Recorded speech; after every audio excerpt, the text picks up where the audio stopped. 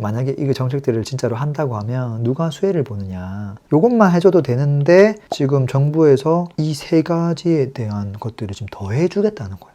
부동산 경기를 살리는 것도 이해가 되는데, 야, 이거를 수혜자가 굉장히 혜택이 늘어나네. 광범위하네.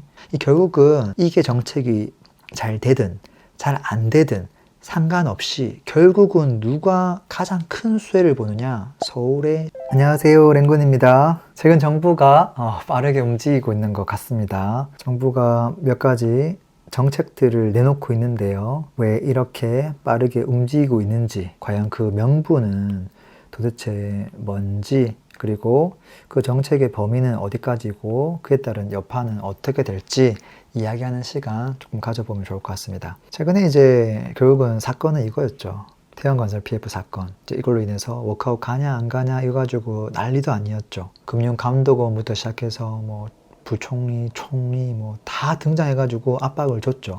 지금 워크아웃으로 좀 가닥이 잡히고 있죠. 근데 이것만 한다고 되는 게 아니죠. 불을 끈다고 되는 게 아니라 제2의 태양건설이 또 등장할 수 있잖아요. 그러려면 방지를 해야 되겠죠. 저는 당연히 불을 끄고 나서 조금 시간의 텀을 주고 방지가 나오겠다라고 생각을 했습니다. 제가 관련된 영상도 지난번에 한번 올렸었죠. 근데 생각보다 행동이 굉장히 빠릅니다. 거의 준비를 다 해놓은 것처럼 바로바로 방지 대책이 지금 막 나오고 있거든요. 그 내용을 보면 거의 그 다음 날에 어마무시한 건설 경기 보완, 주택 공급 확대 및 건설 경기 보완에 대한 정책이 바로 발표가 됐어요. 그 안에 되게 많은 내용들이 담겨 있거든요. 공급 확대, 다양한 유형의 주택 공급, 신도시 공공주택 공급, 건설 경기 활력 회복 등등등 말이죠. 근데 보통 정부가 이렇게 움직일 때는 명분이 있어야 되거든요. 근데 사실 태양건설 PF가 명분을 줬어요. 사건 터지자마자 금융감독원, 부총리, 총리, 대통령실까지 어떤 메시지를 계속 던졌거든요. 그리고 나서 이제 백기를 들었죠. 태양건설에서. 그렇게 해서 채권단에서 동의를 했고 오카가 넘어갔는데 하루 있다가 갑자기 대통령 신년 인사회 해가지고 일산으로 방문을 한 다음에 그 많은 지역 중에서도 왜 일산일까? 일기 신도시를 대표하면서도 그곳에 부동산을 가지고 있는 분들이 불만이 가장 많은 곳이기도 하죠. 이곳을 방문해서 규제 다 풀어야 된다. 이런 이야기를 탁 던진 거예요. 이제 명분 하나를 제대로 잡은 거죠. 자, 정부의 의도가 뭘까요? 정부의 다양한 의도가 있겠죠. 발표했던 어떤 공급 방안에 대한 것들, 정책에 대한 내용들, 인터뷰했던 내용들을 좀 살펴보면 수요를 늘려야 된다 하는 부분들이 분명히 들어가 있어요. 왜냐면 수요가 없으면 또 분양을 하면 미분양이 날 거고 미분양이 나면 또 돈이 돌지를 않을 거고 또 건설사가 쓰러질 거다. 이건 당연히 맞는 거거든요. 제일 첫 번째로 챙겨야 될 부분들이 맞죠. 그래서 분양한 신축 아파트를 매수한 사람에게는 어떤 혜택을 주자. 이런 거는 무조건 할 수 있죠. 특히 이제 지방부터 하는 게 맞겠죠. 지방부터. 나중에는 수도권을 확대할 수도 있겠지만. 자, 그리고 이제 건설 경기도 좀 살립시다 하는 이야기도 얼마든지 할 수 있는 내용이긴 하죠. 지금 완전 스탑돼 있으니까 이거 일거리를 조금 억지로라도 좀 만들어주자. 공공사업으로 해서라도 SOC라도 해서 좀 하자. 돈 풀겠다. 이런 이야기들 계속 하고 있죠. 근데 이번에 생각지도 않았던 부분들이 더 펼쳐지거든요. 요거는 예상 가능했는데 사실 요거까지는 기대를 안 했었거든요. 공급도 해야 된다. 아니 지금 수요가 없어가지고 난린데 미분양 나고 갑자기 공급을 해야 된다. 갑자기 재건축 규제 완화해야 된다. 이런 것들은 어떻게 보면 아까 이 태양건설 명분이랑 이게 과연 맞냐 하는 생각도 듭니다. 근데 어쨌든 지금 이런 메시지를 계속 던지고 있다는 거고요. 그리고 한 가지 더가 다주택자 규제 완화. 이거 문제가 있다. 그러니까 규제를 했던 것 자체가 문제가 있다. 억지성이다. 좀 풀어줘야 된다. 이제 이런 이야기도 하고 있죠. 근데 사실 곰곰이 생각해보면 이 혜택을 만약에 주잖아요. 지방에 분양한 신축 아파트를 매수하면 혜택을 줄게.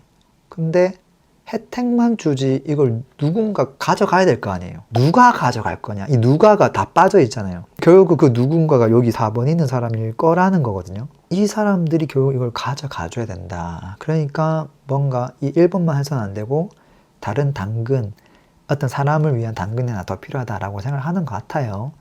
자, 그러면 또 4번까지는 또 이해가 되는데 이 3번은 그러면 갑자기 이건 왜 튀어나온 거냐. 이거는 좀 사실 물음표이기는 해요. 건설 경기랑 같이 연결시키려고 하면은 할 수도 있겠죠. 만약에 이 정책들을 진짜로 한다고 하면 누가 수혜를 보느냐. 무주택자보다는 유주택자가 당연히 수혜를 볼 수 있겠죠. 물론 무주택자가 또 여기 있는 걸 사면 혜택을 볼 수도 있겠죠. 그러니까 전혀 혜택을 안 본다고는 볼 수 없죠. 그리고 이제 1주택자가 또 저런 것들을 사면 그 혜택을 해당하는 거고요. 그리고 아까 재건축, 재개발 이런 것들도 대부분 기존에 집을 갖고 있던 사람들이죠. 그리고 다주택자에 대해서도 규제를 좀 완화하겠다 하는 부분이 있었죠. 근데 어쨌든 무주택자보다는 유주택을 위한 정책들이 조금 더 많구나라는 걸 알 수 있고요. 그리고 지역적으로 봤을 때 수도권에서는 재건축, 그다음에 일기 신도시, 지금 사실 서울에 있는 아파트 30년 넘은 아파트가 거의 대부분이거든요. 지금 이제 주택 보급률 50%를 잡았을 때 거의 정도 되죠, 수도권에서. 결국은 2명 중에 1명 집이 있다는 소리고, 그 집이 있는 사람들, 수도권에 정말 많은 사람 살고 있고, 그 사람들이 갖고 있는 집들은 대부분 구축이 많은데, 그게 리모델링이든 재건축이든 30년 넘어가지고 다 해당 사항이 있는데, 이 사람들 전부 다 해당하는 내용들을 지금 발표를 한 거예요, 사실은. 그리고 지방 같은 경우는 사실은 재건축 잘 안 되죠. 이 미분양 하나만 사실은 조금 해당 사항이 있다고 봐지고요. 지금 태양건설 PF랑 관련된 핵심 주제는 사실 요거 하나예요. 요것만 해줘도 되는데 지금 정부에서 이 3가지에 대한 것들을 지금 더해주겠다는 거예요. 부동산 경기를 살리는 것도 이해가 되는데, 야, 이거를 수혜자가 굉장히 혜택이 늘어나네, 광범위하네, 야, 문제가 되는 것만 좀 살리는 게 아니네 라는 걸 보면, 야, 이건 조금 정치적으로도 좀 표를 받아갈 생각들이 많이 있구나라는 생각들도 좀 많이 들어요. 근데 물론 제 채널 정치에 대한 채널은 아니니까 그거에 대해서는 좀 넘어가도록 하고요. 정책이 아니라 본질을 한번 보자고요. 만약에 이 정책이 안 나왔다고 한번 상상해 보자고요. 이 정책이 안 나왔으면 결국 수요가 있는 곳이 있고 수요가 없는 곳이 있을 거예요. 전국에 수요가 있는 곳은 어디죠? 서울이죠. 수요가 없는 곳은 지방입니다. 지금 현재 시점에서는요. 자, 그리고 수요가 있는 곳에서도 서울에서 가장 수요가 있는 것은 사실은 신축이에요. 제가 1년 동안 신축은 좀 올랐는데 구축은 거의 제자리거든요. 여기는 지금 사실은 정책이 안 나와도 수요가 있다는 소리예요. 근데 지방은 수요가 없는 곳은 지방인데 그 중에서도 더 수요가 없는 애가 누구냐면 구축 아파트예요. 그리고 일부 이제 비싸게 분양한 아파트들. 여기 지금 문제가 되고 있는 거죠. 그래서 하나는 너무 수요가 많고요. 하나는 너무 수요가 없어요. 그래서 어떻게 보면 밑에 거를 잡아줘야 되는데, 집중 공략을 해야 되는데, 지금 서울의 일기 신도시, 서울의 재건축, 이쪽 분야에 대해서도 끌어올리겠다는 정책들이 지금 계속 같이 나오고 있거든요. 이게 과연 맞나? 이런 생각도 들죠. 그냥 하겠다라고 선포만 하는 거 아니야? 이런 생각도 드는 거예요. 근데 물론 이게 정책이 진짜 잘 실현이 된다고 하면 재건축, 일기 신도시 올라가긴 하겠지만, 사실 이네들이 전부 다 신축이 되고 싶어 하는 아파트죠. 결국은 이게 정책이 잘 되든 잘 안 되든 상관없이 결국은 누가 가장 큰 수혜를 보느냐? 서울의 신축이구나. 혹여나 이 정책이 안 되더라도 신축 수요는 계속 있을 것이고, 혹여나 이게 잘 되면 잘 될수록 신축의 수요는 더 커질 수 있다. 왜? 이거는 시간이 많이 걸리니까. 그래서 본질은 서울의 신축이 본질이에요. 그래서 이런 거 혜택을 주니까 내가 내 집만 하나 할 건데 재건축 사야 되나요? 가 아니라 서울에 있는 신축을 사도 괜찮다. Why not? 이게 사실은 가장 리스크 없는, 이 정책이 어떻게 될지 모르잖아요. 그랬을 때 가장 안전한 선택지일 수도 있다라는 거고요. 그 다음에 지방 같은 경우는 어때요? 만약에 이 정책이 실패하면 어떻게 되는 거예요? 또는 성공한다고 하면.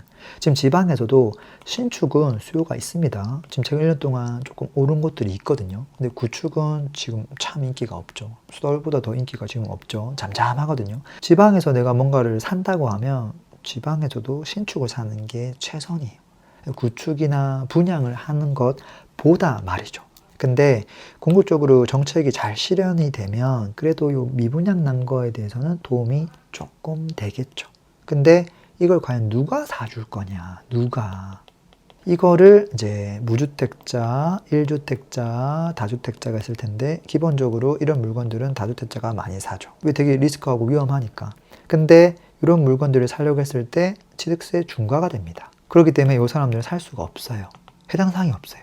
결국은 1주택자가 이런 물건 하나 더 사거나 무주택자가 사야 되는데, 이분들은 되게 안정적으로 가기 때문에 굳이 힘들게 서울 거도 있는데 지방 가서 미분양 난 걸 사야 된다? 수요가 적겠죠. 그래서 저는 도움이 굉장히 미비하지 않을까. 지금 가장 큰 문제가 되고 있는 곳이 여기인데, 여기는 도움이 미비하게 되고 오히려 지금 뭐 다른 곳들이 좀 들썩들썩하지 않을까 이런 생각들이 조금 듭니다. 이제 본질은 그렇다는 거고요. 이렇게 눈에 보이는 것들만 따라갈 수는 없을 거예요. 결국은 우리가 뭐 내 집 마련을 하든 이거를 어떤 타이밍, 어떤 환경이 만들어졌을 때 가장 나에게 유리하냐라는 관점으로 보면 저는 이 네 가지를 체크해야 된다고 보거든요. 지금 이제 정책 중요하죠. 정책이 규제에서 완화 쪽으로 확연하게 단순히 선포만 하는 게 아니라 실질적으로 변화가 있어야 되는 거죠. 국회를 통과하는 그 변화를 말하는 거예요. 그것들이 실현이 되고 그 다음에 대출을 보면 지금 DSR부터 시작해서 굉장히 타이트하거든요. DTI나 LTV만 볼 수 있는 거를 되게 타이트하게 본단 말이죠. 그거를 이쪽으로 이제 조금 전환해 가는 부분들. 그냥 금리가 지금 한국 그 기준 중앙은행 기준 금리가 3.5%인데요. 이게 그래도 한 3%, 한 2.9, 뭔가 2가 보일랑 말랑. 그러니까 확실하게 동결이 아니라 뭔가 인하한 모습들이 조금은 나와야 되지 않을까? 그리고 이제 우리가 보통 항상 뭔가 아파트도 그렇고 막 거품이 있다 이런 이야기를 많이 하잖아요. 근데 이 거품의 반대가 실사용에 대한 가치가 아파트에 있거든요. 이 전세가가 2억인데 매매가가 10억이야. 누가 봐도 거품이라고 얘기를 하겠죠. 근데 만약에 전세가가 8억인데 매매가가 10억이야. 그러면은 야, 전세도 만만치 않은데 내 집만 하는 게 낫지 않을까? 이 정도라고 하면 이렇게도 생각하잖아요. 그래서 이 실사용에 대한 가치, 전세가율이 지금은 서울이 뭐 50, 55% 이 정도밖에 안 되거든요. 이게 그래도 한 이 정도까지는 올라와야 되지 않을까? 이 네 가지 사항이 모두 다 해당하는 순간들이 오면 어떨까요? 그러면 내가 집을 조금 사는 게 그래도 유리한 상황이 됐다고 말할 수 있지 않을까요? 물론 뭐 더 살펴봐야 될 게 많겠지만 말이죠. 또 개인의 또 상황도 봐야 되고. 근데 지금 현재 나온 정책은 결국 이 네 가지 중에서 여기 있는 거, 여기. 요거 하나 살짝 건드려주고 있고 그 안에서도 실질적으로 변한 건 없어요. 그냥 이렇게 가야 됩니다. 선포만 한 거예요. 그리고 이 선포가 실현되려면 국회를 통과돼야 됩니다.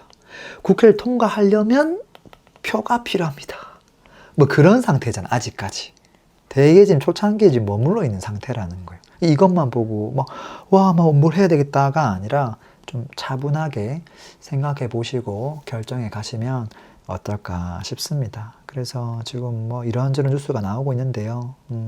본질, 그리고 궁극적인 어떤 환경이 만들어졌을 때 정말로 많은 사람들이 내 집 마련에 동참할 것인가, 그리고 뭔가 이 어려운 구간들을 지나가서 좀 더 완만하게 좀 상승할 수 있는 환경으로 바뀔 수 있을 것인가, 그리고 굳이 내가 내 집 마련을 안 해도 되는 상황들도 있잖아요. 전세가가 너무 저렴하면 집을 왜 사요? 그런 경우는 전세 사는 게 더 옳은 선택이에요. 근데 이제 전세 가격이 만약에 많이 높아지고 대출을 했을 때도 부담이 굉장히 덜해지고 금리도 낮아지고 한다면 내 집 마련을 고민할 수도 있겠죠. 그래서 조금 복합적으로 고민해보면 좋겠다는 말씀도 드리면서 또 이번 영상 마무리하도록 하겠습니다. 감사합니다.